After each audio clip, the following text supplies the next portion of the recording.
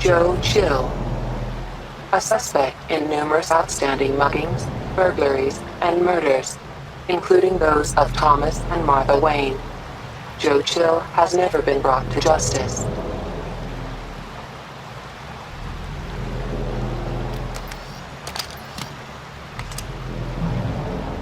Martha Wayne, a wealthy heiress and socialite, Martha Wayne, née Kane, served on the board of numerous Gotham charities. Her life's work focused on the detection and prevention of child abuse and human trafficking. Thomas Wayne, heir to the Wayne family fortune. Thomas Wayne served on the board of Wayne Enterprises while pursuing a successful career as a surgeon at Gotham General Hospital. He was murdered, alongside his wife, behind the Monarch Theater.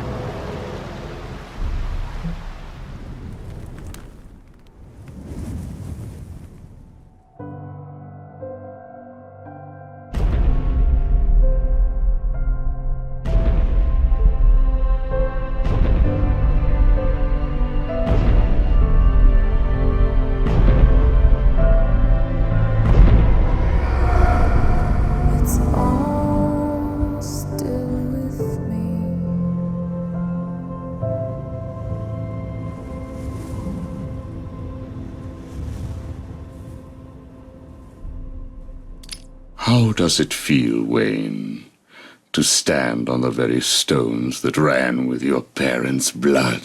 Do you feel sad, full of rage? Or does that outfit help bury your feelings, hiding your true self? Oh, you are a truly extraordinary specimen.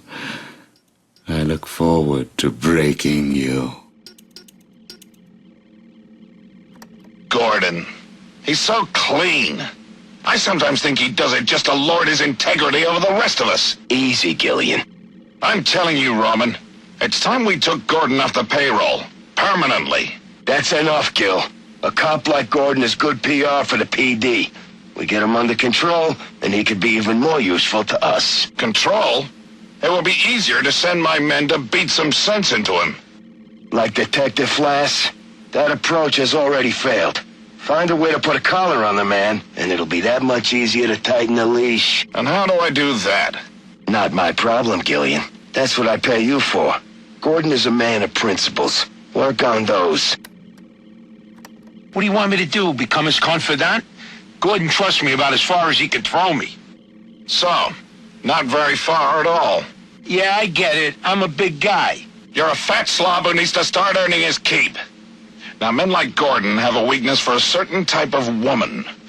They call it the Lancelot syndrome or some such crap. What are we talking about here? You want me to set up a honeypot? I'll leave the details to you. Find me some dirt, and try not to make a mess of it.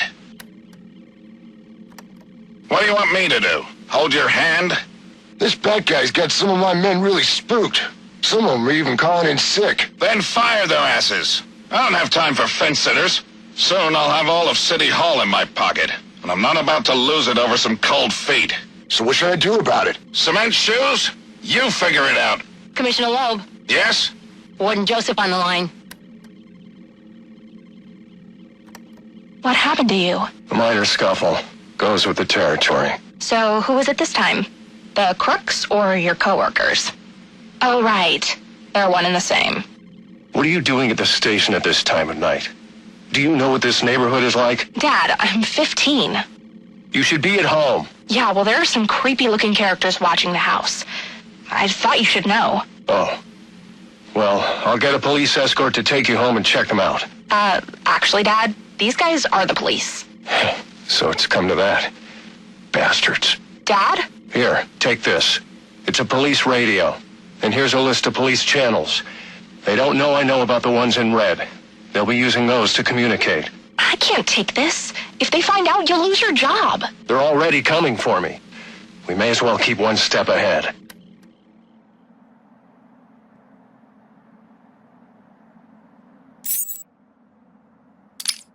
We found the prisoner attempting to break into your office, sir. I see. Leave us. Yes, sir. Well, well, as I live and breathe, Professor Hugo Strange. Your posters really don't do you justice. You really are far more evil-looking in real life. Charmed. Tell me, what do you plan to do, Miss Kyle? I assume that you were attempting to break into my office in order to retrieve your ill-gotten gains. You stole them from me. Hardly. The items were confiscated upon your arrest. Yeah, about that. This holiday camp of yours is quaint and all, Hugo, but I don't think I'll be staying too long. Escape is impossible. A girl loves a challenge.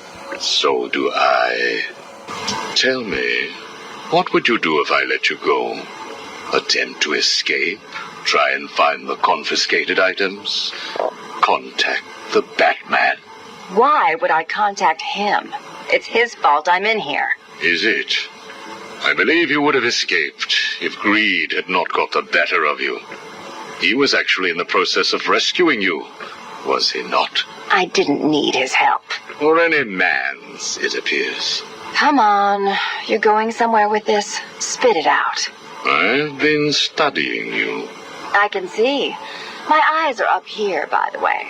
Very amusing. Tell me, what was it like growing up alone? Fending for yourself?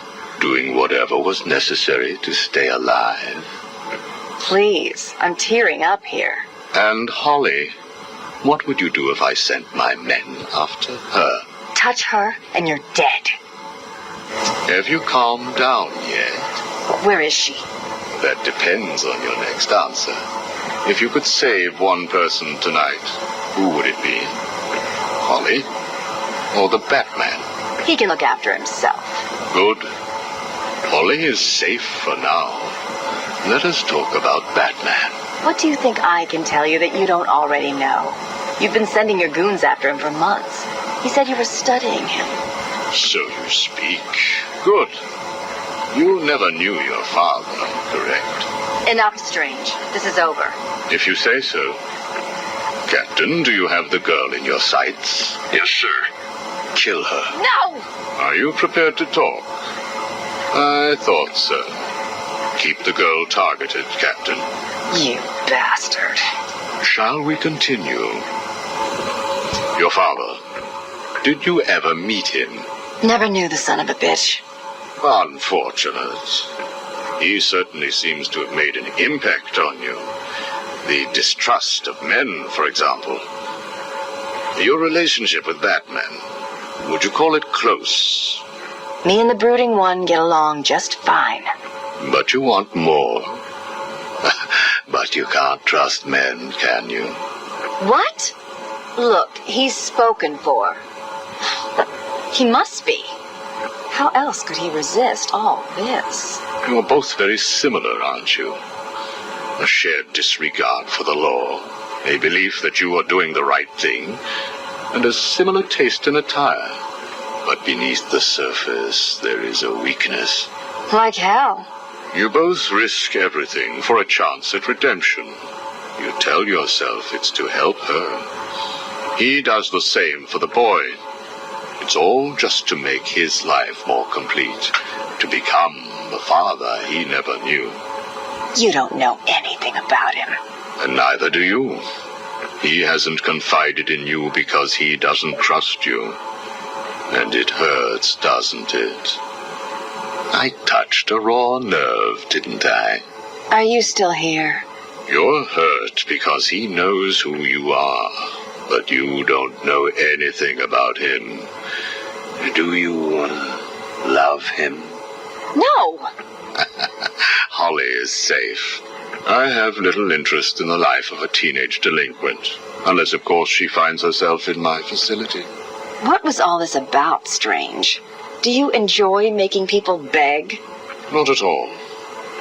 I am only interested in what makes people do what they do.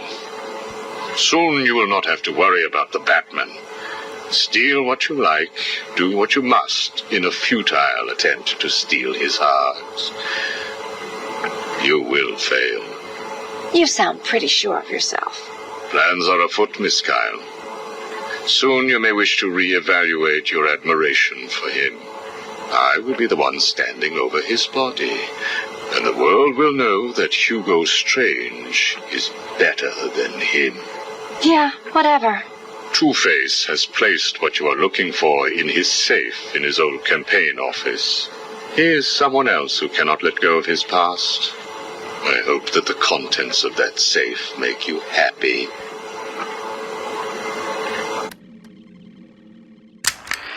Harleen Quinzel? Call me Harley. Everyone does. I'm surprised you want to intern here at Arkham. I've always had a thing for extreme personalities. You can't deny there's an element of glamour to these super criminals. I'll warn you right now, these are hardcore psychotics. Most would rather kill you than speak to you. I'm sure I'll be fine, Doctor. They'll eat you for breakfast. I mean it. One or two of them will enjoy it too. Be careful. Patient interview number 1. So, I'm your first, am I, Toots? You know what they say, you never forget your first time. I'll try to make it memorable for you. Oh, you already have. Tell me, why do you do the things you do? Why do you think I do it? Fame, notoriety, a desire to stand out from the crowd, a wicked sense of humor. You're good. How did you figure me out, Doc? I've had doctors poking around in here for years, and no one was as astute, and if you don't mind my saying, beautiful as you. Really? You're just playing with me. Well, you'll never know, will you? Unless... Unless what? Tell me. Care to tell me how these got in my office? Simple, really. I put them there. Why? You don't like flowers? I think the guards would be interested to know you've been out of your cell. Oh, if you really were going to tell, you already would have. How do you know I haven't already? Oh, sweet. I like you. I really do. Even your name. Rework it a bit and we get... Harley Quinn, like the clown. I know, I've heard it before. It's a name that puts a smile on my face. It makes me think there's someone here I can relate to. Someone who might like to hear my secrets. Really? Go on. Not here, my dear. Too many ears and eyes. Come back tonight. I'll be ready for you. He's crazy, you know. Who? Batman? No, Santa Claus. Of course, Batman. Always Batman. I've seen it in his eyes. Screaming mad stalkers. And dishonest. Hiding his face behind a fright mask. Well, no masks for me. I have nothing to hide. I laugh at the cruel absurdity of the world. But Batman, he's got them all fooled. He's made them think he can make a difference, that he can actually make things better. And the joke of it is, they all believe it. The police? The police, the media, the frickin' junior rangers. Every last sack of walking meat in this urban cesspool. Listen, sweets, Batman knows we're all on the same funhouse slide into madness. Why won't he admit it? He's up there in his belfry laughing at us. And the real gag is the miserable liar is allowed to run free while I'm in here. That's really incisive. Then you understand, don't you? You know why I do what I have to do. You know Gotham's only real savior is me. I got what you wanted. You did? I mean, good. How did you smuggle it in? Actually, I don't want to know. So you're ready to stop that evil, murdering bat once and for all? Of course I am. He needs to pay for what he's done to you. Give it here then, quickly.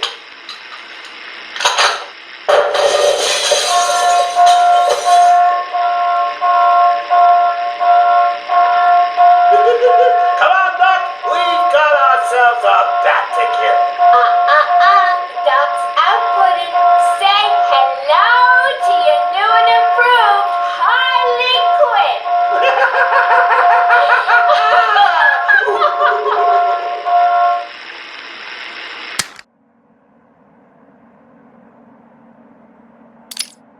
Hello? Anyone in there? No sense of humor. Ah, the strong and silent type, eh? Think you're safe behind that mask? Give me 20 minutes and a can opener, and I'll have you whimpering like a schoolgirl. You might like it. That's enough, patient. Guard, leave us. Yes, sir. Good afternoon. My name is Professor Hugo Strange. And you are... Two-Face. Catwoman. Batman. We can play these games as long as you like. Great. I love games. Not in my facility, you won't. I am offering you this opportunity to make a deal. I am fully aware of your condition. The last thing you have is time. But I can make your final days more comfortable. And in return, I'd be giving you... I wish to study you. I need to know why you are the way you are. I don't have long, Doc. You're going to need more than some psycho mumbo-jumbo to get to the bottom of what's wrong with me. Oh, I have more than that. Much more. So, do we have a deal? How are you feeling today? You promised me another doctor, Strange. Maybe you shouldn't have killed the one I sent last week. What made you do it? Fish gotta swim, birds gotta fly. Besides, it was worth it to see the look on her face. Hey, you know what? I think I've got a piece of it here in my pocket. You are trying my patience. That was the third doctor you've killed. Well, keep on sending them, Doc. I'm trying to break my record. I think it is time for you to do something for me. Name it, Doc. Tell me how you came to be. Explain what made you what you are today. How you come to be sitting across the table from me. Dying. Is that all? Well, I guess you could say I once had a very bad day. Really? Go on. It was a Thursday night. Things had been getting worse. I was 3 days from the bank foreclosing on my home. The chemical plant I work nights at was about to lay off half the workforce. And I was sitting in the hospital, holding the hand of my pregnant wife, wishing to God that she wasn't dead. That must have been upsetting for you. Probably was. Back then, though, all I knew was that if I didn't let old man Falcone's men into the plant that night, they'd have killed me too. So here's the thing. I had to decide. Could I live without her? Was there any point going on? I've got to admit it. I was scared. Not of being dead, you understand. No one would blame you if you were. It is perfectly common. Do I look common? No, I was scared of the part just before you die, when you don't know what is about to happen, when you're desperately clutching at life and trying to hold on with slippery, blood-covered hands. So I made a decision right there. And what was that? That is a story for another day, Strange. I think I may need to see a doctor. Get me one. You were telling me about the night your wife died. Oh, no, Hugo. As I recall, I was waiting for you to send me another doctor. We both know I have sent you 3 more doctors. Did you? Yes. One was left dismembered outside the elevator to my office. The other 2 have not been seen since they were sent to you. How careless. Listen, Doc. Professor. Okay, Professor. I'll give you a little more. I just hope you're taking notes. It's the day after, and I'm standing in the freezing rain, just staring at the chemical plant, feeling numb. Jeannie was dead. It didn't seem real. I can remember the day I first met her. Her infectious smile as I told her bad joke after bad joke. How, even after living with the pathetic wretch I was, she still wanted my child. And then they arrived. Reality's way of yanking me another wedgie. Falcone's men told me to cheer up. He said things could be worse. I asked him how. He grabbed me by the collar, pulled me close. He'd been eating garlic, and each word stank as he threatened to perform oral surgery on me with a nail and a brick. Creative guy. They hand me a box. I remember thinking it was heavy. Was it a bomb? A gun? I'd never used a gun before. Were they that heavy? And what was in the box? How's that doctor coming along? I'll get you one. And when you do, I'll tell you the rest. You are looking a little better, yes. Well, I have my good days and bad days, but I do try and start each one with a smile. Are you ready to continue your story? Yeah, why not? So where was I? The box. Ah, yes, the box. So there I was, tearing open this box, expecting the worst. And all it had in it was a crazy red dome and a cloak. I thought they were having a joke with me, but oh no. They made me put it on. They said it was a disguise. It would keep me safe. It smelled like garlic. And that was it, really. I was dressed up like a spaceman, barely able to see, trying to break into the one place in this town that had given me a job. Have you ever tried to walk with an enormous fishbowl on your head? Don't answer that. It's hard. I couldn't see where I was going. I must have tripped one of the alarms. I heard muffled gunfire. I panicked and tried to run. And then I saw him. Who? That man. Really? Yes, really. Batman tried to hit me. I moved out of the way, but, well, what you need to understand is I had this giant bowl on my head, and I lost my balance. It's like life, really. One minute everything's bad, the next your wife's dead and you're hanging on for dear life, suspended over a tank of experimental chemicals. I'm sure he'd say he tried to save me, but we all know he didn't. I fell. For a second, just as I hit the surface, I thought I may just get away with this. I assume that wasn't the case. Do I look like I got away with it? I was drowning. The chemicals were burning my skin. My entire body felt like it was on fire. And it was all his fault. Whose fault? Batman's? Who else? Yours? Come again? Let me tell you what I believe. I believe that you have fabricated a series of events that you use to conceal the truth about your condition. I have read 12 different accounts of your past, all different, except for one detail. Batman. What can I say? I like to keep things interesting. A wise man once told me that if you have to have an origin story, you're better off making it multiple choice. And never facing up to the truth of what happened. What you did. How you got here. Oh, I know exactly how I got here. A big truck brought me here from Arkham. You remember the asylum, don't you? Of course. Well, good. Because I'd hate to think that I'd fabricated seeing you watching me in my cell all those times. Excuse me? Hugo, you merry maniac. You were obsessed with me. You all were trying to get in here. Next thing you'll tell me it wasn't you who sent old Sharpie over the edge. Nice work, by the way. Thank you. So here's the thing. If you want to make sure that no one else finds out about your past, you should start poking your nose into mine. Oh, and send me another doc.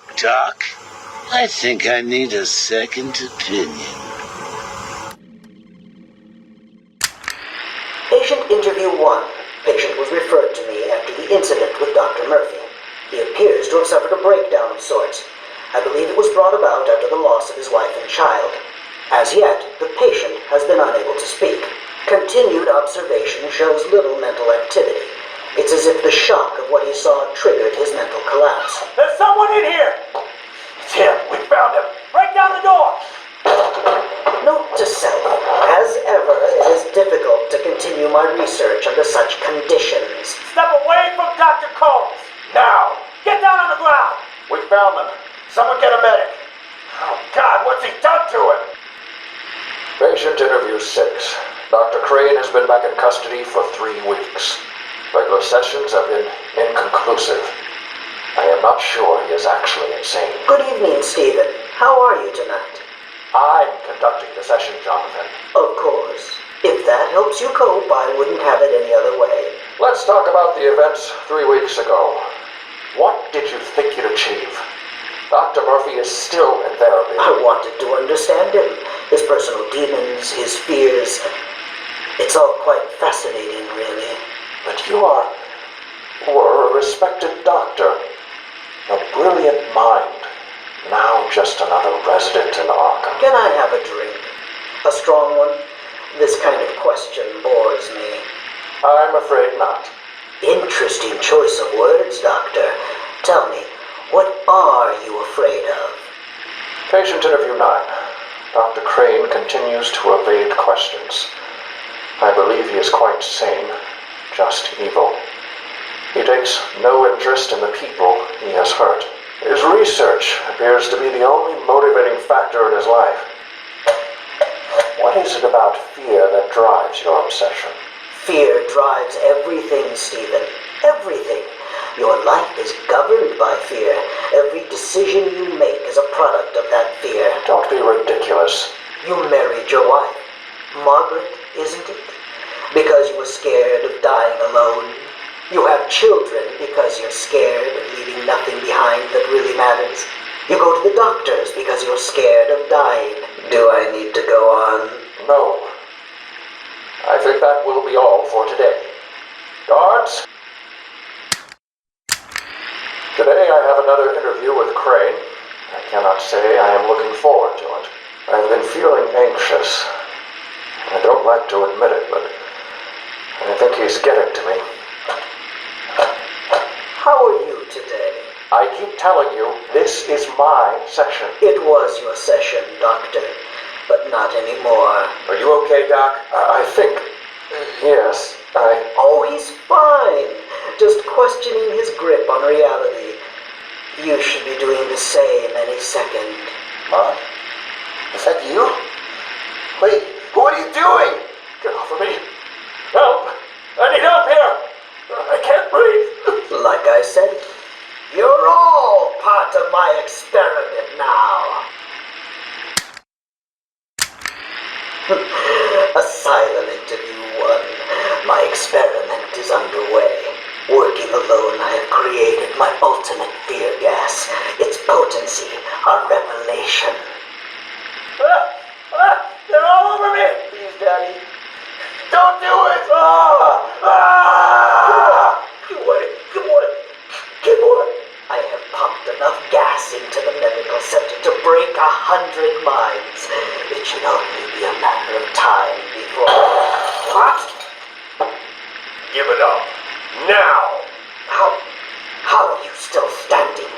How come it's not affecting you? Who says it's not? I knew it. What was it like?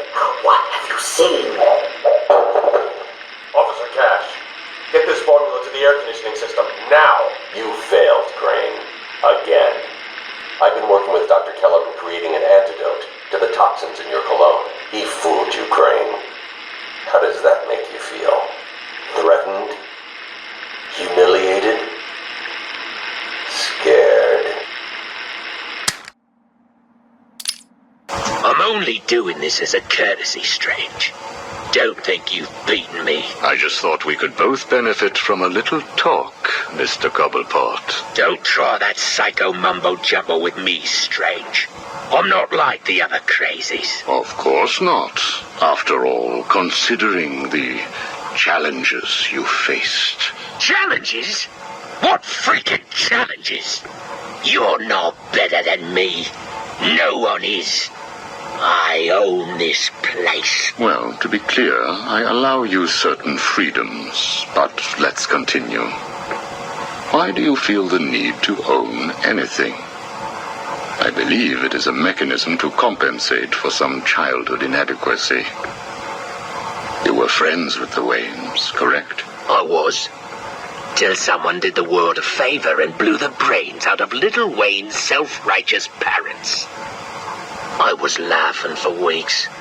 It still brings a smile to my face. And you think that's okay? Okay? No, I don't think it's okay. I think it's bloody hysterical. That family destroyed mine. What happened to them? Well, it couldn't have happened to nicer people. Take a seat, Mr. Cobblepot. What is it now, Strange? I wanted to talk about your apparent hatred of the Waynes. Your outburst last time was most interesting. Oh, it's simple, really. I don't like the snivelling little bastard. Look at him. All high and mighty because someone killed Mummy and Daddy. Most people look upon him with sympathy. No, they don't. They're jealous. Jealous of his money, his cars, his women. He lost the sympathy vote when he vanished for all those years. I can't tell you how much I hoped he was visiting his dear Mum and Dad. Where do you suppose he went? How am I supposed to know? Let us move on, then. No. It's time that you do something for me. And what is that? Here's a list. I told you, Strange. No more little questions until you give me what I want. Take a look, Mr. Cobblepot. Here is a purchase order for the various firearms you require. I must say, you chose an exotic selection. I only take the best. A wise strategy. So what's yours? Excuse me? What are you up to? Why would you give me of all people, guns, explosives, all this stuff? Arkham City is an experiment, Mr. Cobblepot. A new way of thinking. We've separated you from society, so I am more than willing to study the results if you all just decide to kill each other. Besides, your feud with the Joker is intriguing. I was here first. I bought my museum in the Iceberg Lounge fair and square. It was you and that mayor who stuck us all together. Again, you refer to owning things. Quite fascinating. I believe we gave you the opportunity to leave. And take over my turf. Never. Good evening, Mr. Cobblepot. I trust you received the second delivery. Yeah, I did. I don't know what you did to those dribbling monkeys, Strange, but they were perfect. I'm glad.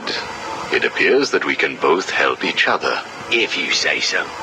I suppose it doesn't hurt that by the time I'm done with them, they're usually in too many pieces for anyone to know what you're really getting up to in those rooms of yours. I have no idea what you are talking about. Of course not. So, Hugo. The clown. She really dying? It appears so. Self-inflicted, of course, but yes, he is. He has Mr. Freeze working on a potential cure, but I am sure neither of us want him to get his hands on it, do we? We're ready. Good. Now, one last thing. Your face. It's beautiful, isn't it? The eye. I believe it was the result of a bar brawl, correct? Ah, Torag got lucky. He got his, though. He took my eye. I took both of his. Left him trying to walk across the Gotham freeway at rush hour. Hilarious. You're a rich man, Mr. Cobblepot. You could have had that glass removed. They said it was impossible. And what the hell? I think it gives me a more unique look. Know what I mean? Now, where is Freeze? He's right here, in the room next door. You can take him with you. Are you familiar with the term Napoleon complex? No. What is it? It's nothing. Oh, and one last thing.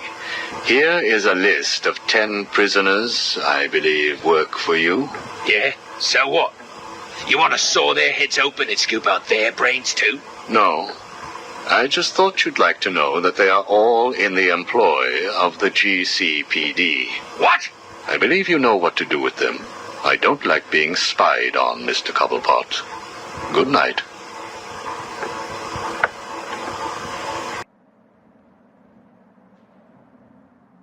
Sit down, Mr. Dent. It is Mr. Dent I am talking to, right? Use a real name. Two-Face, if you wish. Please, sit. What is it, Strange?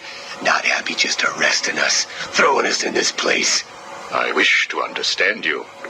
I have read the reports, seen the footage, and now I want to hear your side of the story. We'll see. I assume that you feel the need to toss your coin in order to decide whether to answer my questions. You ready to find out?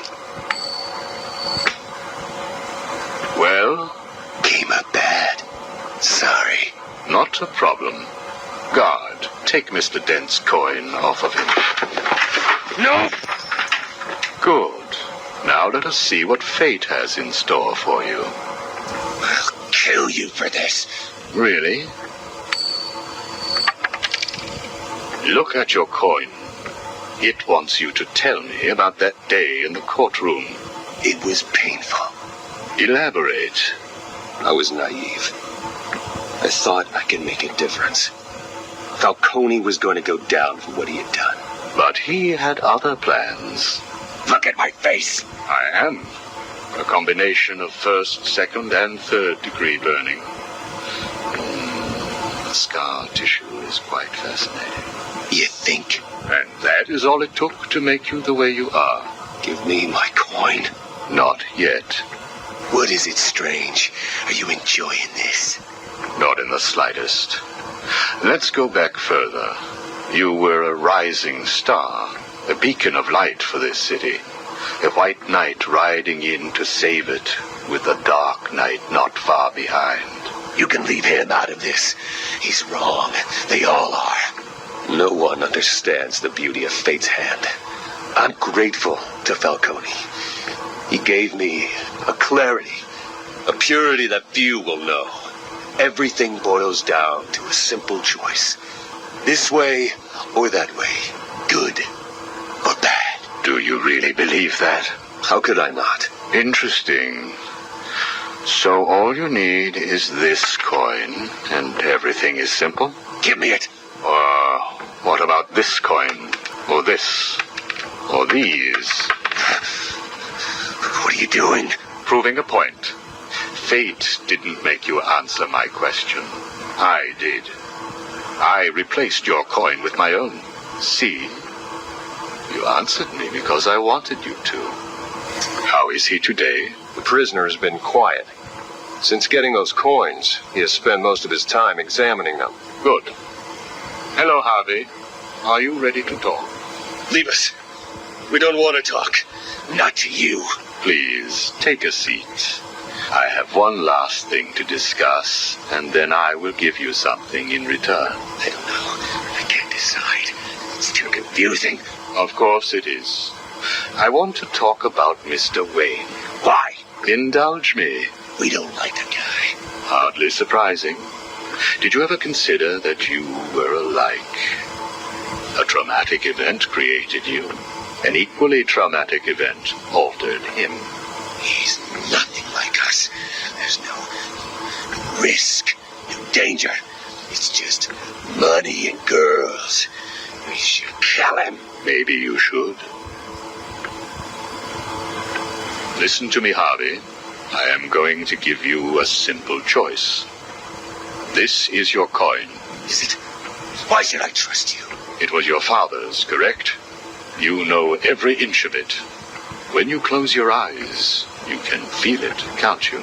Give me it, please. I want you to understand what I'm about to tell you. You believe that this coin determines the fate of your world. I, however, believe that your condition has always been present. It was there before you were attacked, and it is still there now. You probably had headaches. Your wife found you unpredictable, scary sometimes. Give us it. I'm going to throw the coin in the air.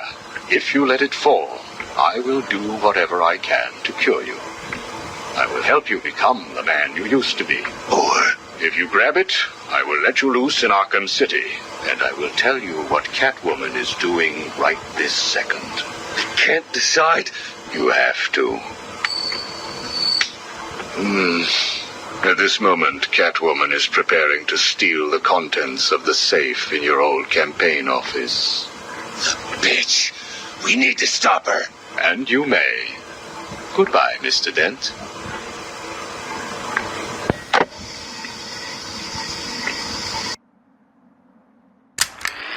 Patient interview 21. Patient's name is Edward Nigma, also known as the Riddler. So, Edward, Warden Sharp tells me you've been leaving threatening riddles scrawled on the asylum walls. Again. One would have to be severely paranoid to read threats into harmless riddles, Dr. Young. May I test you with one? Very well. What is it that walks on 4 legs, then 2 legs, and finally 3 legs?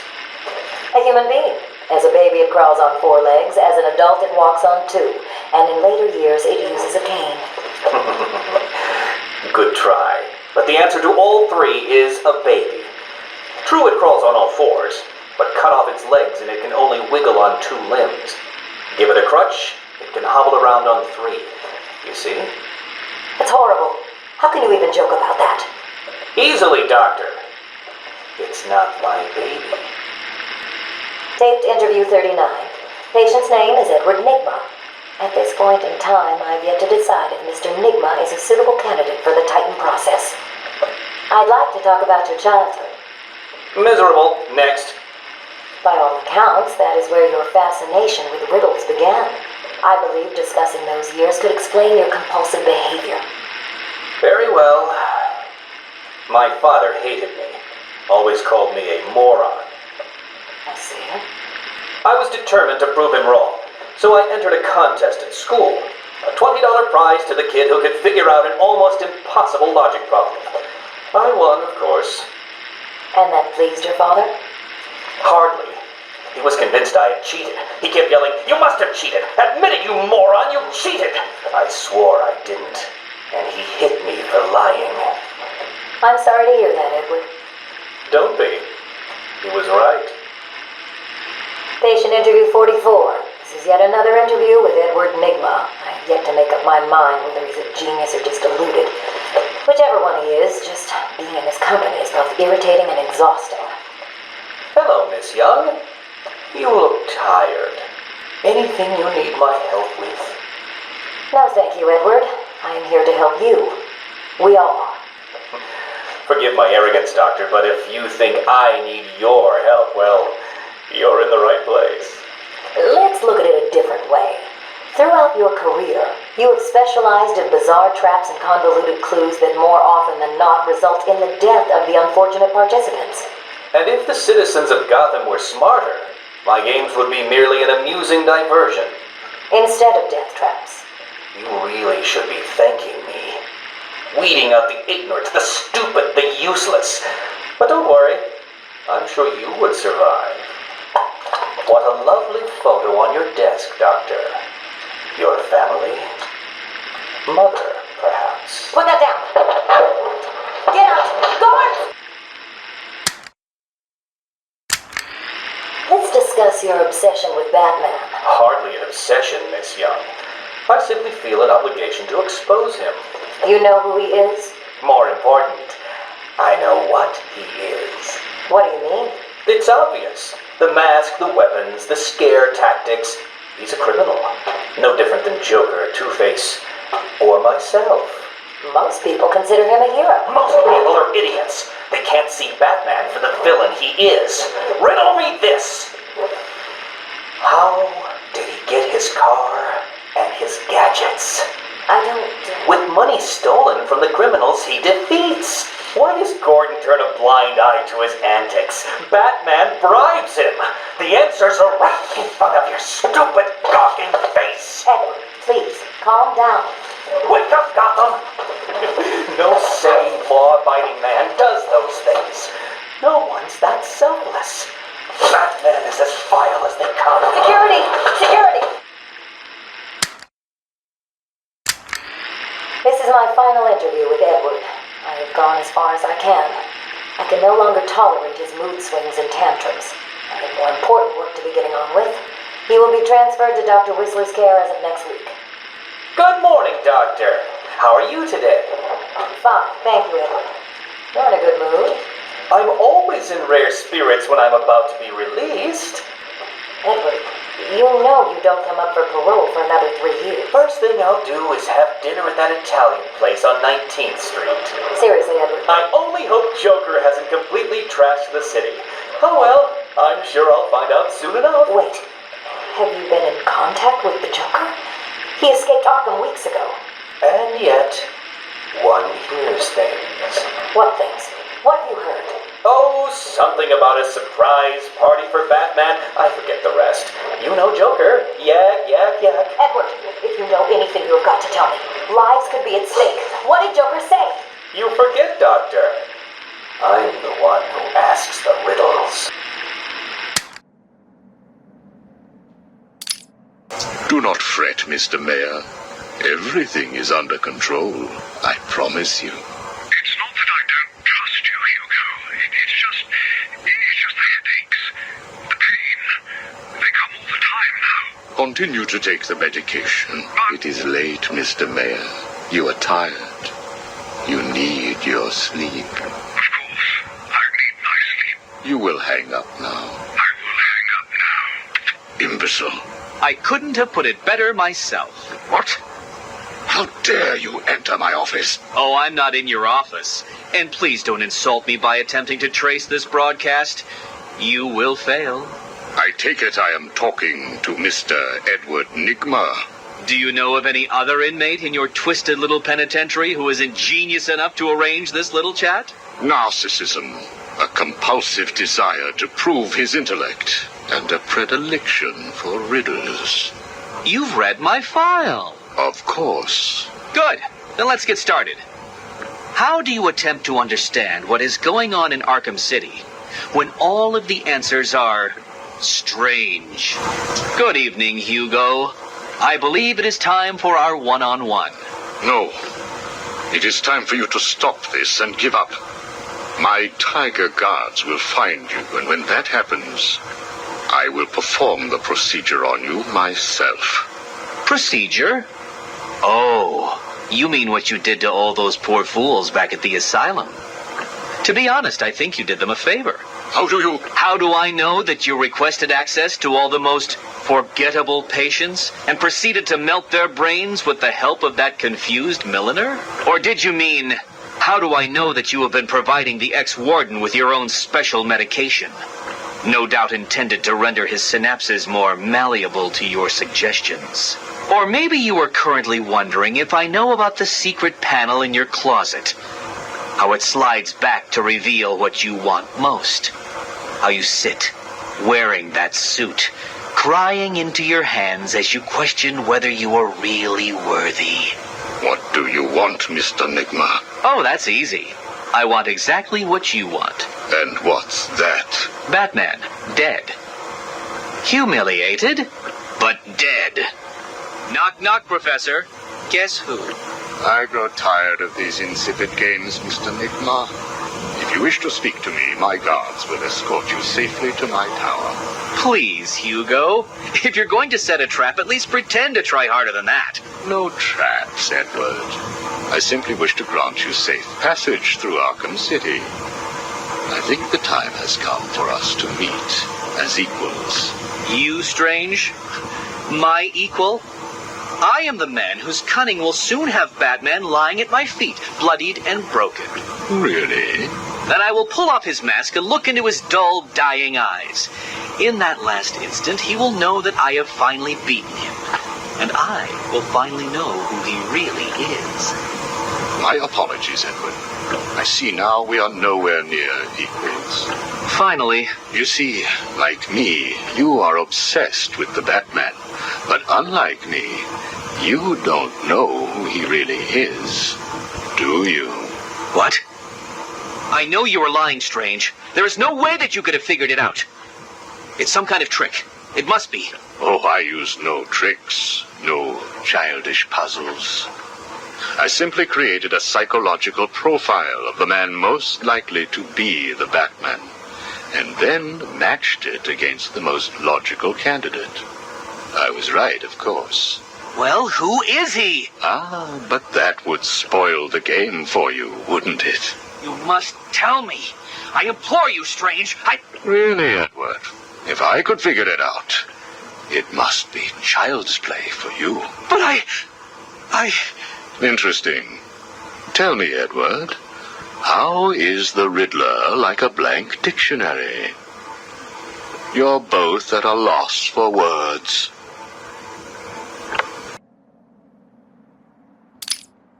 Patient interview 1. Subject's name, Jervis Tetch, a.k.a. the Mad Hatter.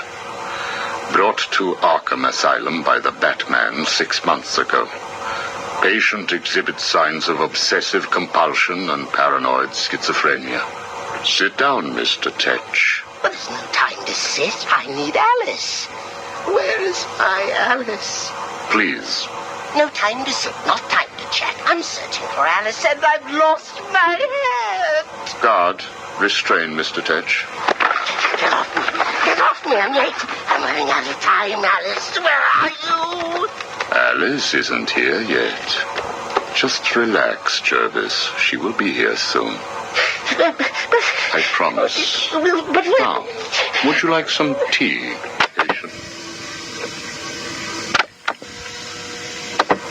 Is Alice here yet? No, I'm afraid not. Let us talk while we wait. You and I have much in common, Jervis. Really? Do you know Alice too? Unfortunately not. You and I both share an interest in the mind, do we not? I studied your papers, Jervis. You are quite brilliant. Truly an extraordinary mind. Oh, it doesn't matter. It's all just chemicals and synapses and rabbits and... Oh, where is Alice? You need to focus. Think about your work for a minute. You theorize that there is no such thing as free will, that you can change a man's allegiances, his motives, emotions, all of what we believe makes a man, with chemicals. Your formula was really quite brilliant. That's why I used it. Well, how did you get it? Did Alice give it to you? Wicked girl. Nasty little thing. Is she here yet? Soon, Jervis, soon. Oh, you told me that Alice would be here. She is, Jervis. She's right here. Alice? Alice, come out. Don't pout. Don't make me shout. Alice, come out. Where are you? Take a look at the pictures, Jervis. Oh, who are these people? Look again. Oh, I don't know who they are. Oh, please, is Alice here or not? Look at the first picture. Look at the dress she's wearing. Look at the hair. It's Alice, isn't it? No, it can't be Alice. Alice has nice yellow hair and isn't covered in blood. I think you know exactly who this is, Mr. Tetch. I think you remember the night you lured Stephanie Williams back to your research lab. How you offered her tea. What happened then? No. You killed her, didn't you? No. She went first. It's okay, Jervis. It's all right to remember. How many Alices were there? I can't remember. Oh, Alice isn't coming, is she? That all depends on how you cooperate. I have a little side project that I'm working on. I could use your help. My help? I can't help. I'll be late. Stay focused, Jervis. This facility is old, tired, full of ghosts. Ghosts? A figure of speech. Do not worry. Arkham Asylum will not exist forever. Its techniques are old, its mission outdated. I intend to create a new Arkham, an Arkham that will rise phoenix-like from the ashes of this one. Is there a fire? We should get out of here. I have arranged for some documents to be left in your cell. They outline a technique I propose to control the mind of, shall we just say, weaker souls. I cannot do it without rabbits. I need rabbits for my research, and tea, and... And Alice, I know. I have arranged for a number of test subjects to be at your disposal. They have been here at Arkham for so many years that no one will miss them. Shall we meet again next week? Oh, and I took the liberty of having your hats returned. I assume that will provide all the encouragement you require. Well done, well done. I must say you have outperformed even my wildest expectations. Yes, did you see the people at my tea party? They all behaved themselves. Yes, they did, Jervis. I'm very pleased. I have just one last request to make of you. You must keep it a secret. Can you keep a secret, Jervis? With enough hats, I can stop people remembering secrets. Does that count? It will have to. I need you to pay a visit to Warden Sharp. He needs to come around to my way of thinking. To join our tea party? Exactly. I don't want to. Of course you do. How else will you get to play with Alice? What? I have a new assistant for you, Jervis. I had her brought in specially. Look at her. She's just through there. Oh, it's Alice. She's here. No, what are you doing? I need to see her. And you can, as soon as you do what I asked. Can I keep her? Of course. She'll be all yours. She's Alice.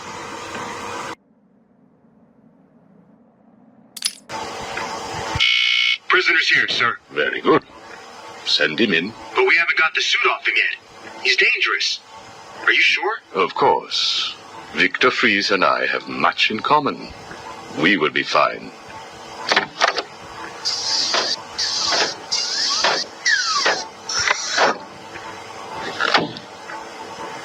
Welcome to my facility.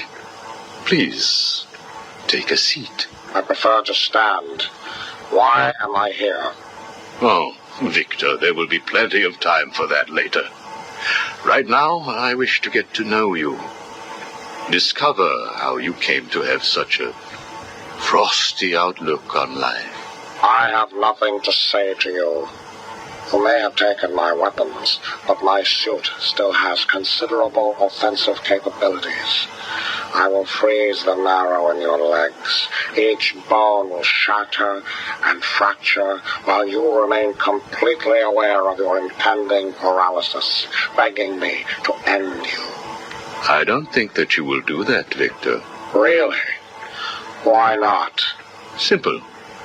If you hurt me, your wife will die. Where is she? Where is my wife? Nora is in safe hands. Now, let's discuss an incident from your childhood. No. Then this is over. Guard. Wait. What do you wish to learn? Your early years were troubled. I was not a sociable child, but that is all. Even your parents disowned you. They sent you away to a reform school, correct? They did not understand my work. Your work? According to a police report, you froze over a dozen of your neighbor's pets. I have always had an interest in cryonic preservation. I didn't understand why my parents allowed our sick pets to die instead of attempting to save them. So I set about finding my own way. I intended to revive all of those creatures. But you didn't. Which brings us to Nora. Have you ever seen a flower die? Watched something that was once so beautiful, so full of life, collapse and rot from within? You refer to Nora's illness. It seems like yesterday when I first found her. It all happened so quickly. Suddenly, I was losing her. Did you seek help? What about your employer, GothCorp? I hid it from them, diverting resources from GothCorp's research in an attempt to find the cure. But in the end, I failed. Time was running out. I knew that if I was discovered, Nora would die. Why take that risk? Do you know what it is to love someone? To really love them? No. Nora was all I could think of. I reran the diagnostics, re-examined every detail from every angle, certain that I had missed something. I cursed myself for being so blind, so stupid. Surely there was a cure. I just needed more time. Then I realized what I had to do. I had worked without sleep for a week. My needs didn't seem important. Sleep didn't matter. Food didn't matter. There was only her. I looked at Nora and I told her that I loved her. She told me there was nothing I could do, that we should just accept fate. She smiled her beautiful smile as she said it. I promised to cure her, and then I pressed the button. You cryogenically froze her, keeping her on ice, so to speak, while you worked on a cure. It broke your heart, but now you had all the time in the world. Did you feel relieved? I went home and fell into a deep sleep. For the first time since we discovered Nora's illness, I dared to dream. But for weeks I had ignored my superior's attempts to contact me. The next morning I overslept. By the time I got to the lab, Ferris Boyle, the CEO, was there waiting. What did he do? He accused me of industrial espionage, which I denied. But then his guards found Nora. Boyle told me that, like all of my research, she belonged to him. I was enraged. I attacked him. His guards beat me back, and in the struggle, I was drenched by the cryogenic chemical I had created. I lay on the floor, helpless, watching the guards steal Nora away. Boyle told me it was a tragedy for such a promising mind to perish in a lab accident. Then he left me to die. But you survived. The chemicals were absorbed into my body and transformed my metabolism. My body went numb. I felt a strange tingling, then searing pain all over. Each breath ignited my lungs. I clawed my way back to a refrigeration unit, and as I closed the door behind me, I felt the icy chill calm my aching body. Things suddenly seemed clear. What seemed clear? Finding a cure for Nora? No. Revenge. Boyle would pay.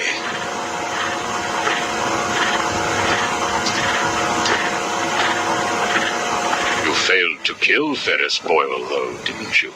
Yes. Why? You know why. Batman. Though he did return Nora to safety. Until you got her. See? There you go. Blame me, blame your parents because you failed to revive the neighbor's pets. Blame Ferris Boyle for spoiling your plans to cure Nora. Blame Batman for stopping your revenge against Boyle. And now, your Nora is in danger. Because of you. No, Victor. Because of you. You have always had a heart of ice. You stole people's pets. You stole GothCorp resources. And since then, you've stolen so much more for your own selfish scientific inquiries. If you had shared your genius with others, devoted your energy to medicine instead of crime, perhaps your ice princess would be at home now, preparing you a hot meal, instead of being delivered to the Joker. No! You could have saved Nora a long time ago, Victor. It's all for her. Everything. I will get her back. And when I do, I'm coming for you. Thank you. We are done now. Nora.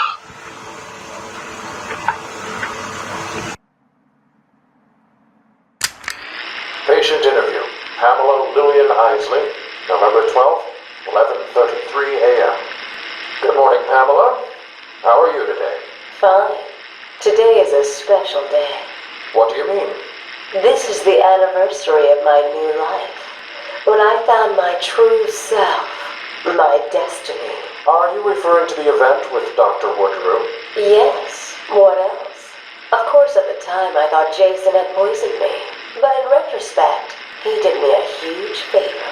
And why do you believe what he did has helped you? He showed me the bigger world. A world I should protect. Of course, my first offer was rejected. Offer? You tried to kill everyone in Gotham. Well, sometimes you need to prune back hard in order to make something flourish. Patient interview, Pamela Lillian Isley, November 14th, 10:21 a.m. Hello, Pamela. Today I'd like to go back to something you said in our last conversation. Ask me anything you like. You said your first offer to help Gotham was rejected. How can you possibly believe that? Well, what do you mean? You released thousands of poisonous spores into Gotham, killed hundreds of people. How does that help anybody? I'm not interested in bodies, Doctor. Horrible fleshy sacks walking around destroying my poor babies with their greed and arrogance. But aren't you one of those fleshy sacks? Were a doctor too. How can you turn your back on us? Quite easily as it happens. But not you, Stephen. You're different. I feel we have a connection. Really? You do? Of course. Pamela, I got you what you asked for. Do you like it? Oh, yes, Stephen. I love it. Such a beautiful flower. Do you mind if I keep it? Oh, no, Pamela. I can't leave it. It's against all the rules. I'll just bring it and show it to you when I visit. But it's me, Stephen. I get so lonely on my own. You wouldn't want me to be lonely, would you? No, of course not. Keep it. Just don't let anyone see. Really. No. You can trust me, Stephen. Thank you. Now give me a kiss. I can't. People will see. No one's watching. What's wrong with you? Don't you love me? Call me Ivy. Of course I love you. Where is Dr. Kellerman? How should I know, Warden? It does seem careless of you to have lost him. I have no time for your games, Miss Isley. Tell me where you have him. We have security footage of you and him leaving your cell last night. So? Do I need to spell it out? We know you hypnotized him, or whatever it is you do. We know he took you somewhere, but conveniently, security cameras across the island were mysteriously covered by leaves and flowers at 3 a.m. Now tell me what it is. I'm not saying a word unless you do exactly what I tell you to do. We found him, no thanks to you. The poor man could have died. So? He has a wife, a child. As do the plants he tramples underfoot. The spores he breathes in and destroys have children. Why does he deserve anything more than them? You people ignore what is happening in front of your eyes. I refuse to put the welfare of plants before the welfare of people. And that is why you will lose. There's more happening than you know, Warden. It's all connected. Is he here yet? You're kidding me, right? That thing's not a man. My God! Hello. My name is Dr. Gretchen Whistler. Do you understand me? Yeah, I hear you, bitch. So when's dinner? I'm getting hungry. Taped patient, session 2. Patient name, Waylon Jones, a.k.a. Killer Croc. So, is this the part where you try and reason with me? Find out why I did it, Doc.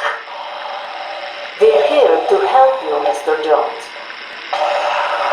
You got a cure for me then, Doc?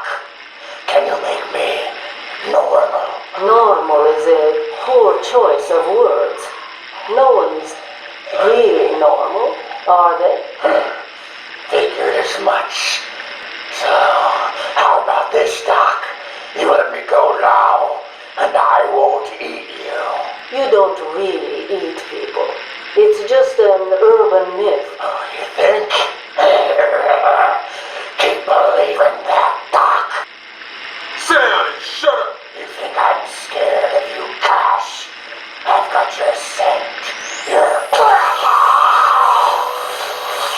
And I've got yours too. Know what? It stinks. Carry on, Doc. Please don't do that again, Mr. Cash. It's not helping. I'm sorry about the car, but what can we do if you insist on hospitalizing 3 guards? Strap on whatever you like, Doc. This thing just tickles. I'm happy to wait here. Wait for the bat. He'll be back, and I'll kill him. Then Cash. Then you. In your dream. Now get up. Now. Patient interview, Valen Jones. Progress has been slow. What happened back in that house? Just business. Business? What kind of business practices result in a house full of mutilated corpses? I don't like having my time wasted. Someone doesn't pay. They need a lesson. They owed me. So you killed them, tore up their bodies. The police never found all the pieces. They should have looked in the sewers. Are you saying you hid them there? After a while. Usually takes about 8 hours. Time to go, Brock. Get up. Patient interview. Waylon Jones, a.k.a. Killer Croc. Last night, the patient was pacified after a breakout attempt. Gardarin Cash is in hospital. Reports state that the patient attacked Cash and in the struggle consumed his left hand. Cash is lucky to be alive. He lost a lot of blood. Me too. I nearly choked on that bony hand of his. That's disgusting. He could have died. He's just food to me. And once I get a taste, I want the rest of the meal. You know what I mean. Get him out of here. Now. Got yours set too, lady. I'll see you around. Tick tock, tick tock.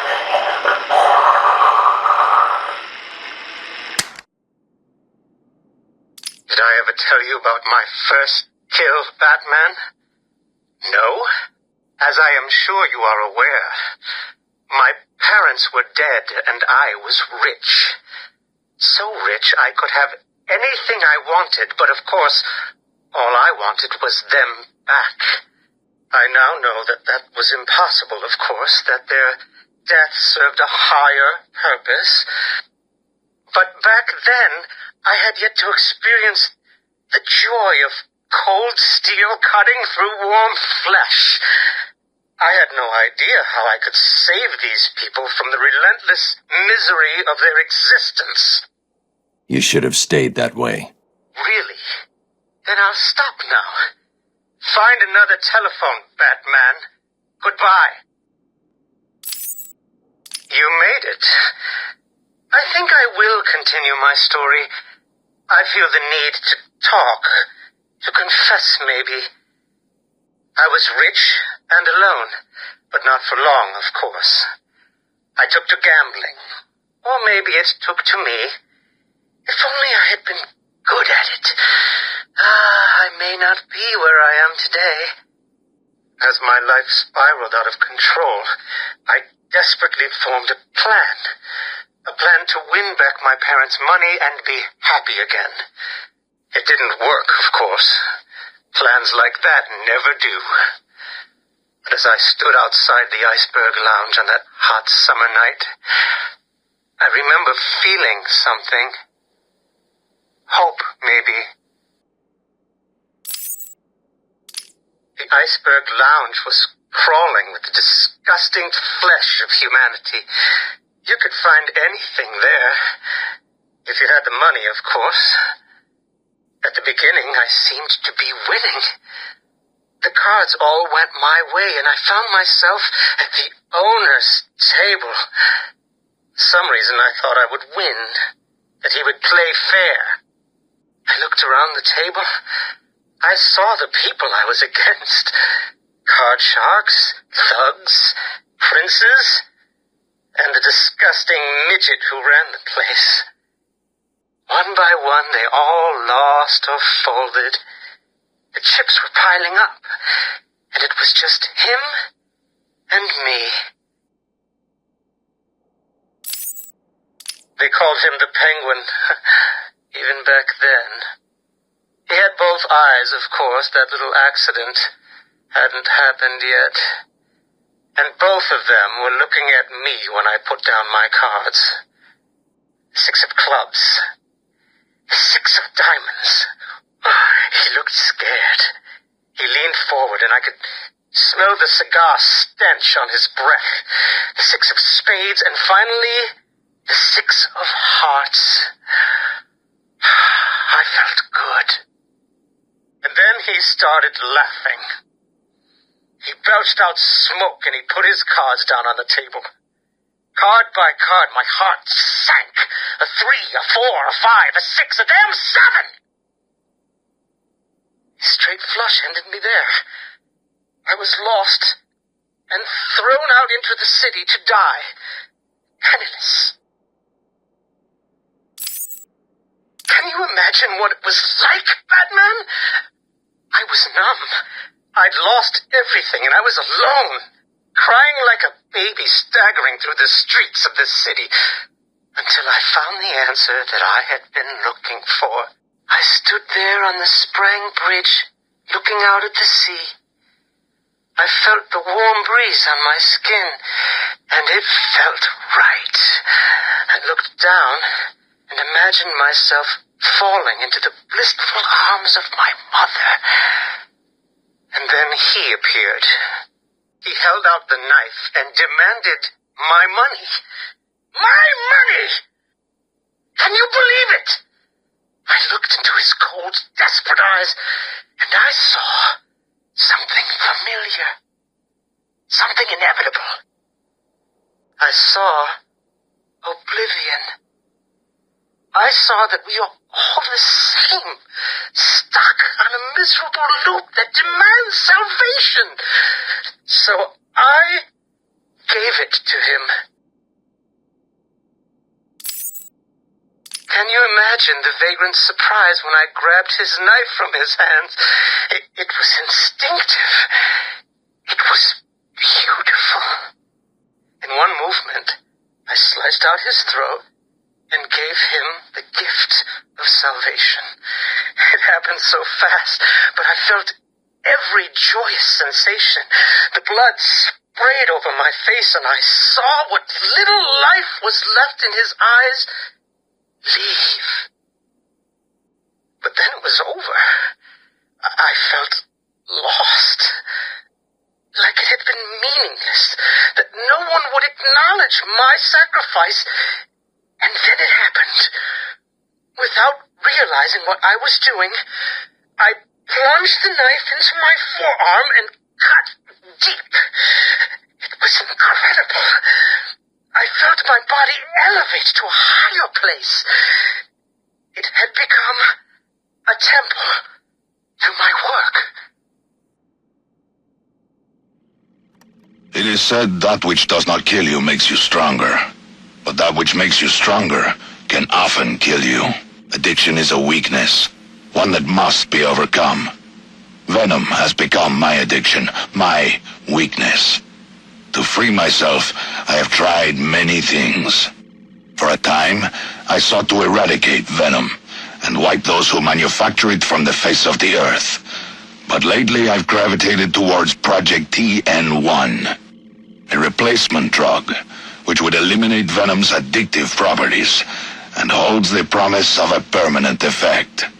If it works, I would no longer have need of the delivery system. Another weakness. While early tests had to be terminated immediately, the latest subjects seem at least physically stable. But side effects are severe. Immediate and permanent long-term memory loss, followed by a general degradation of brain function that leaves the subject primitive. Testing continues. The latest formula shows promise. Once I've eliminated the bat, I will dedicate myself to finding a suitable volunteer for my tests. End of recording. and gentlemen, boys and girls, the Circus of Strange is coming to a town near you. Never before has such a host of talented performers gathered in one place to amaze and entertain. Be astounded by Big Top. Is it a man? Is it a woman? Who knows? But I guarantee it's the most gigantically grotesque assortment of flesh you have ever seen. Be dumbfounded by the acrobatic oddity that is science. Stare open mouthed as these conjoined triplets who defy the limits of the human body and its imagination. And last but by no means least, be stunned and horrified by the combustible wonder that is phosphorus bricks. Folks, you gotta see it to believe it. Come and join us, and you'll never look at the world the same way again. Janosch, my dearest son. Oh, my perfect child. I make these recordings so that you are not alone. So that you know Daddy loves his son. Daddy loves his little pig. The circus has traveled far, and we have brought joy to many sad people. They join us now like a big family, growing week by week. Now they feel no pain. They know nothing of misery. I call them my Dollartrons. To each new home we move at night, finding a fresh patch of earth to inhabit. Secret places in forgotten parts of town. Ugly wastelands where the locals stumble unawares into our candy-striped tent. The Dollartrons are the first to greet them with open arms and perfect faces. The climax of the show is when I take them to see Mother. Oh, I tell you, they are amazed by my imagination, confounded by my dexterity, as each is transformed into a beautiful work of art. But Mother is hard to please. She wants more, always more, never satisfied, always driving me to work harder to obtain perfection. And I will. Night has drawn its curtain yet again, and the circus moves on, our numbers swollen to a different patch of earth. On the dark horizon, the building tops glimmer, the heat and smog of industry shrouds a den of criminals and beasts. Gotham is her name. Janosch, I tell you, the circus has come home. My dear Janosch, it is time you learned the truth about your mother, your real mother. I remember not her name or how she found me, wallowing in that pit of despair. Oh, like an angel, she swept into my turvy world, dragged me, screaming, from shapeless chaos, and wrapped me in her arms. She was a beauty, Janosch, a masterpiece, perfect in every way, until Mother Goat found her. Imagine my horror when I emerged from that dreamy soup and discovered what she'd done. Placenta face, cork-on smile, ribbons of ruptured flesh. Ooh, the nails had done their work. But by then my seed was already sown. Your life already begun. Mother would have killed you both had I not stopped her.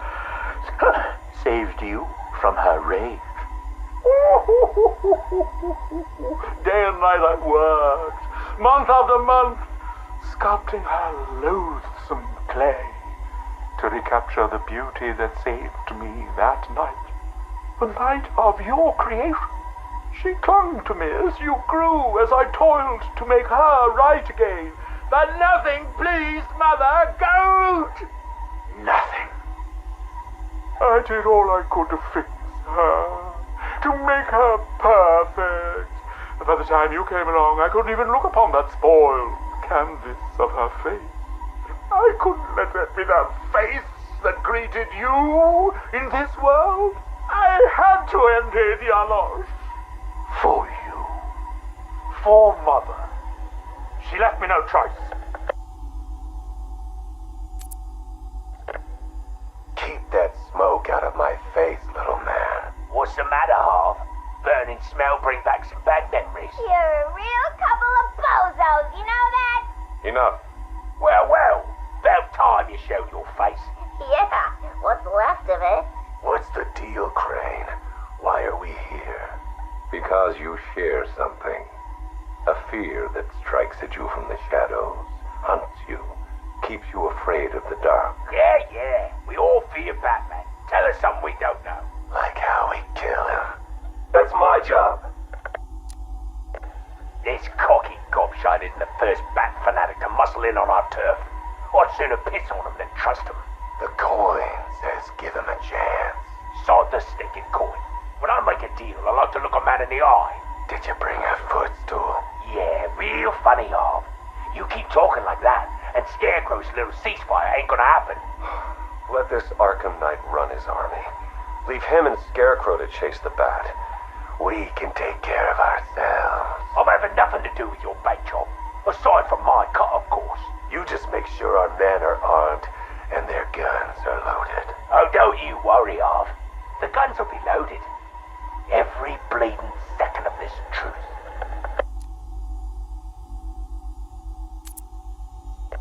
I thought it best we meet alone, Edward. I know what you're doing, Crane. Talking to me away from Cobblepot and the others. You're appealing to my ego. Is it working? Ha! I don't have an ego, Crane. I'm far too brilliant. Especially for the likes of you. Of course, Edward. But nonetheless, we have a mutual foe. A foe I could vanquish with but one of my cerebral lobes intact. Yet here you are, proposing an alliance that would let you bask in my luminescent glory. But what if you failed, Edward? What if, by some underhand means, of course, the Batman were to humiliate you again? Absurd. I know, Edward, it's a frightening thought. How many failures can even your enviable reputation withstand? But if the Bat were distracted and tugged in too many directions by too many threats, why, then you would be assured of the upper hand. I don't know how to respond to your ridiculous insinuations, so all I will say is this.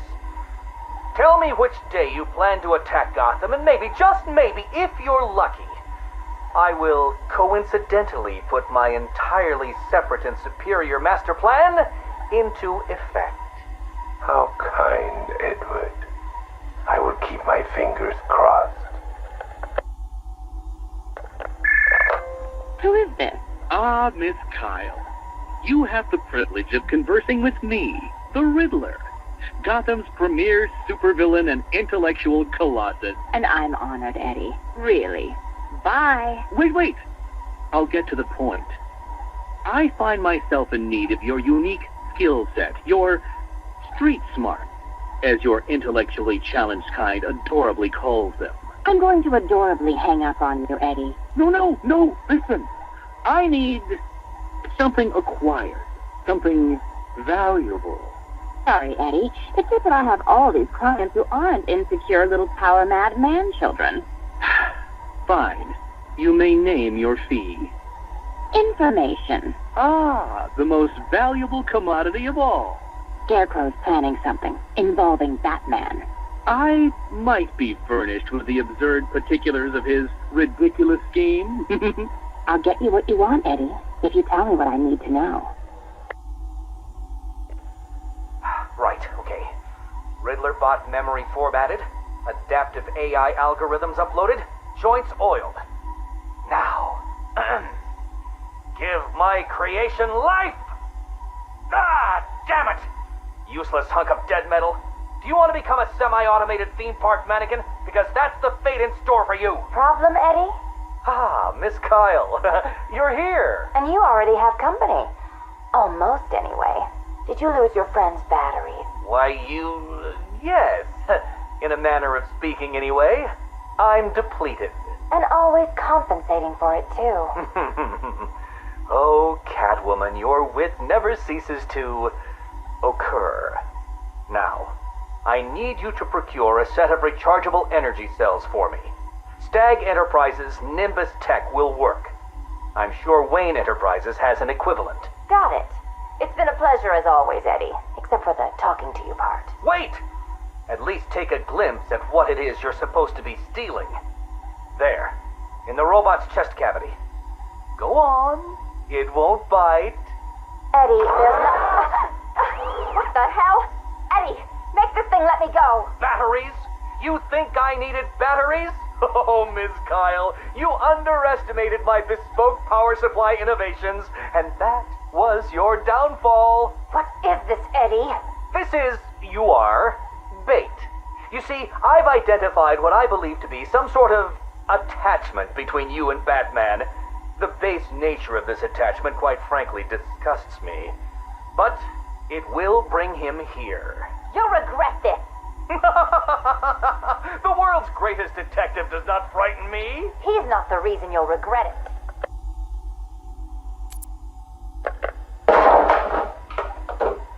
You should invest in better guards, Crane. And you should invest in some manners. Who are you? Another pretender to the cowl? Call me the Arkham Knight. Another child of the asylum set free. Tell me, what tortured soul cowers behind that mask? It doesn't matter who I am. I'm here because we want the same thing. Batman dead. You made short work of my guards, but Batman is a very different proposition. One for which I am fully prepared. Those guards I killed, I could replace them with an army. An army trained in his methods. Trained by whom? Me. And what would you know about Batman? His fears. Very well. You have my attention, Arkham Knight.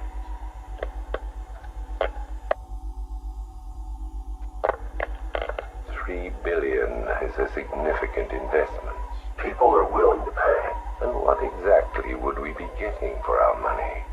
Tanks, drones, a highly trained infantry. You think you can just bring tanks into Gotham? We hold a city ransom. We create panic. Then chaos. A distraction. As they run scared, we emerge. Take over his habitat. Every rooftop, road, and back alley.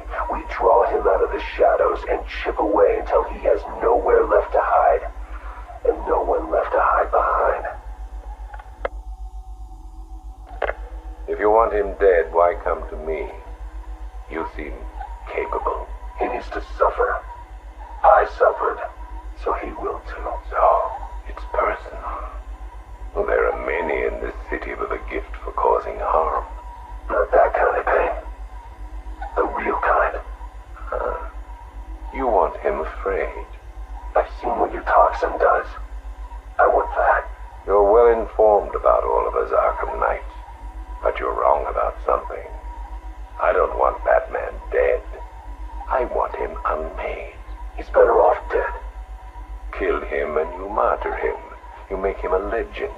But break him, humiliate him, terrify him, and hold him up for the world to see.